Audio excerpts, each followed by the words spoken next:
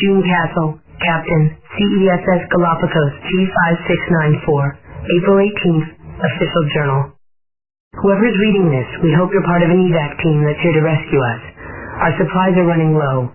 We've decided to make an expedition into the interior to find shelter and something to eat. Our plan is to return to this location in 2 weeks' time, arriving back on the 22nd of April. If you're reading this and we haven't returned by then, something has gone very wrong.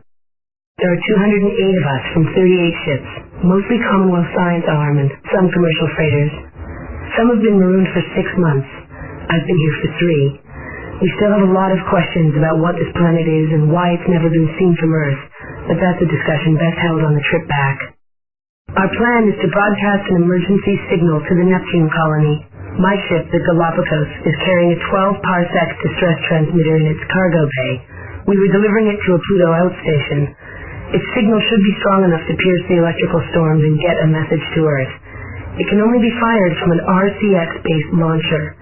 Several of our RCX units survived the crash, but we only have one launcher, and it's damaged.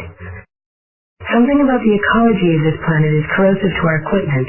It almost seems like the plant life is slowly eating it. Since none of the RCX bays on the science ships are functional, we have to repair the launcher manually. My sys-off is almost done with the program for firing the transmitter. The chief engineer from the Tormid will also take some time to finish repairing it. We must repair the launcher and launch the transmitter if we have any hope of being rescued. That may be weeks away.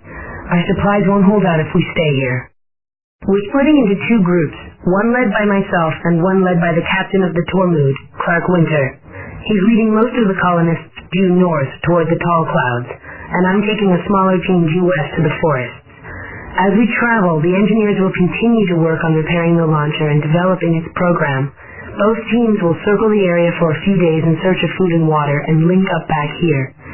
So far the climate is amenable, and no one has suffered allergic reactions to the environment. So our hopes are high that we can find something organic to eat. We've only got 8 days of supplies left, but after months of waiting for rescue, the crews are glad for a change. Spirits are high. We've also got some RCXs with us to carry supplies and do the heavy work.